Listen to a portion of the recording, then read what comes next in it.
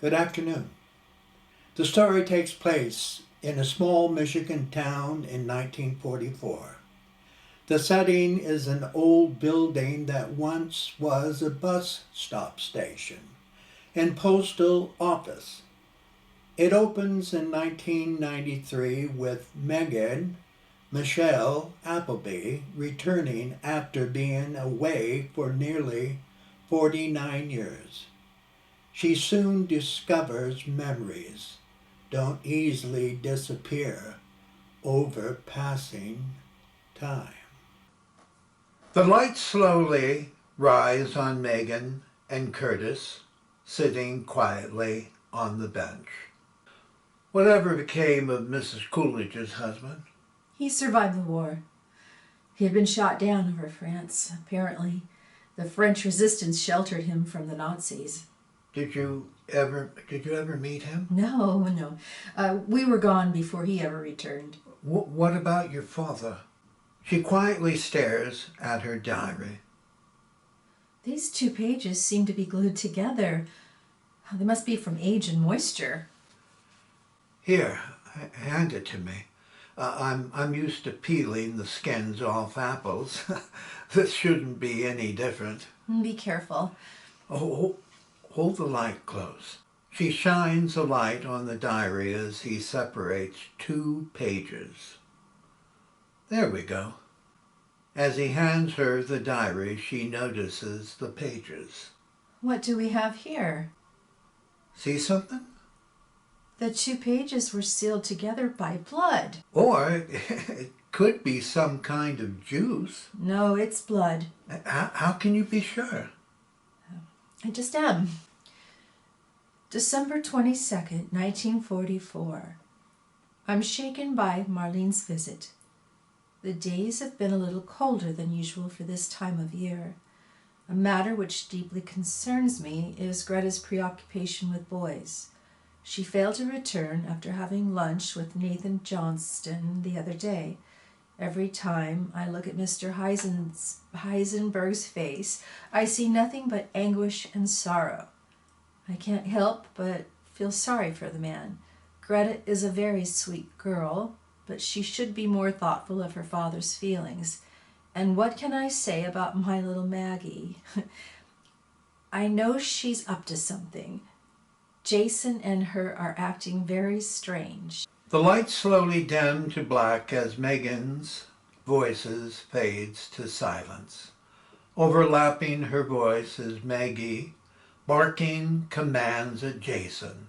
As the lights rise on them, Maggie's bouncing a medicine ball on Jason's stomach as he lays on his back. 13, 14, 15. Maggie! Don't talk. You need to concentrate. 16, 17. Maggie, I have to tell you something. 18. I hurt. It's supposed to hurt. 19. Jason rolls over and sits upright, holding his stomach. This isn't fun. It's not supposed to be. You're in training. But my stomach hurts and... You want to be ready for tonight, don't you? I guess so, but But there's no buts, JD. At the sound of the bell in the late rounds, when you're breathing hard and you can't see straight, it's very important that you can dig deep inside and pull out that extra something. Picture it, JD. You're against the ropes, your eyes are swollen shut, and you're about ready to... I don't know. I tell you what you're gonna do. Because you trained harder and wanted it more than the other guy. You reach down inside and come up with a big surprise. What surprise? The big whammy. Whammy? Yeah, it's better than the Clockmeister goodnight punch or even the Tweety Bird tap.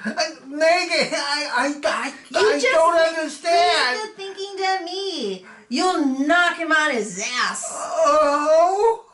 Now, do you see why we're in training like there's no tomorrow? Yeah. Good, now roll over. 20, 21, 22. Mr. Heisenberg enters as Maggie bounces the ball. Excuse me, young lady, is your mother in? Hello, Mr. Heisenberg. She stepped outside for a while. Can I help you? No, I suppose not. Do you mind if I wait for her? Not at all. 23, 24. He sits at the table. Oh, how many more, Are you gonna keep count of the times he clobbers you, JD? This is for your own good. Trust me. 25, 26. Petrice enters carrying a grocery bag and notices Werner. Mr. Heisenberg, what can I do for you? I need to talk with you. Yes, of course. Let me set this down and Maggie, what in heaven are you doing to Jason? I'm strengthening JD's stomach muscles. I won't waste my time asking why, but stop what you're doing and take it outside. Say by the bell, JD. Come on, let's run around the park. Maggie and Jason run outside with him holding his stomach. Would you care for some coffee, Mr. Heisenberg? No, thank you, no. She sits at the table. What can I help you with? It's about Greta. She won't be working here anymore. Why not? She must learn discipline. I don't understand. She's a wonderful worker, courteous, well organized, and finishes her responsibilities on time. Yes, you don't understand. What am I missing, Mr. Heisenberg? Is it true that you beat her? Beat my daughter? Yes. This she has told you? Yes, several times. Frankly, I don't know what to believe. But what I do know is that she's 18 and you treat her like she's 7.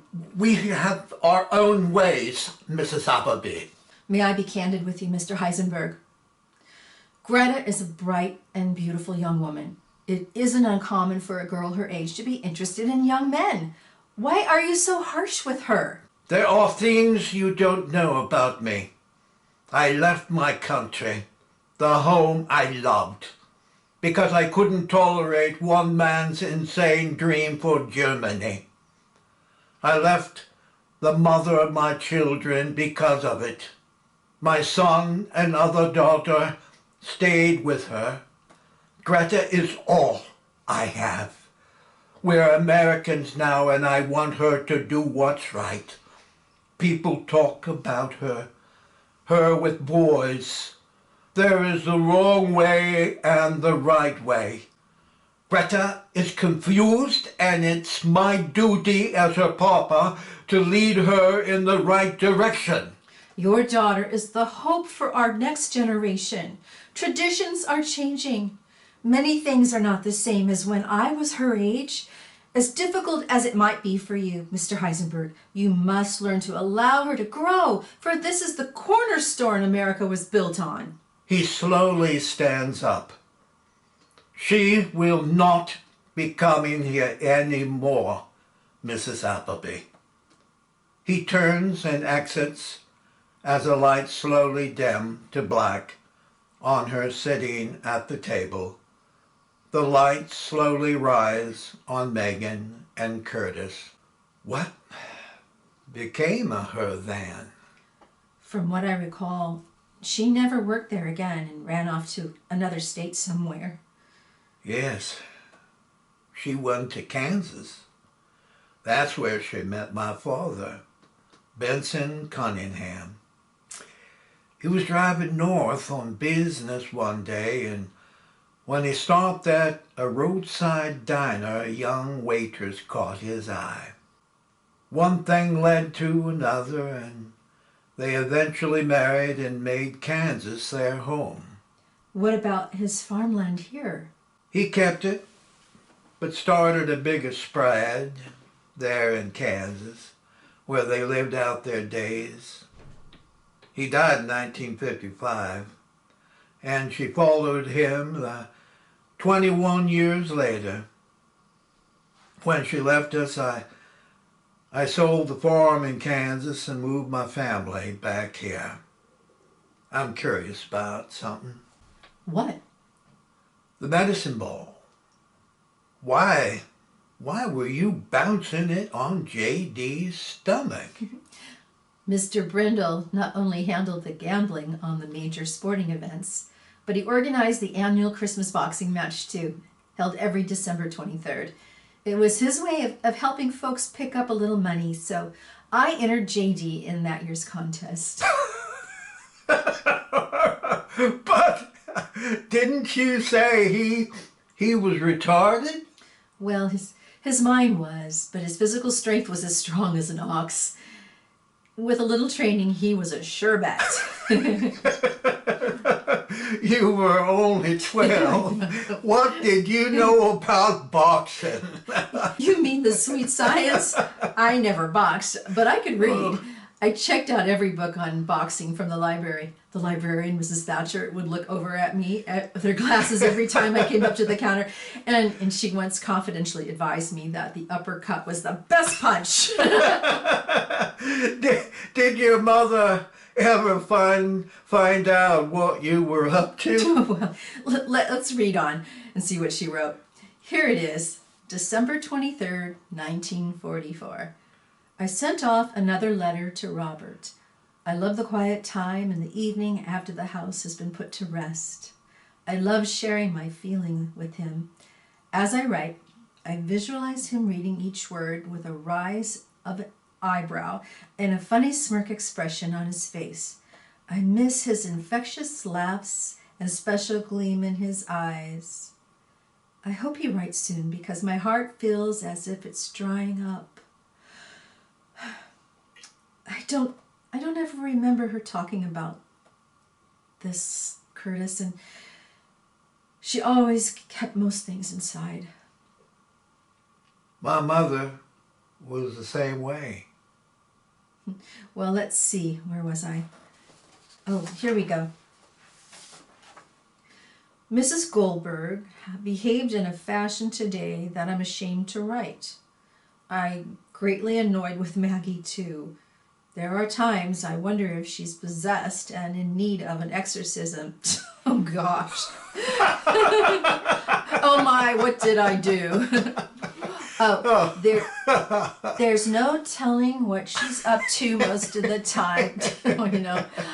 She has the will of a locomotive jugging uphill and the resources of an unbridged encyclopedia. This afternoon she came. The light slowly dimmed to black as an obtrusive sound of tapping on wood is heard.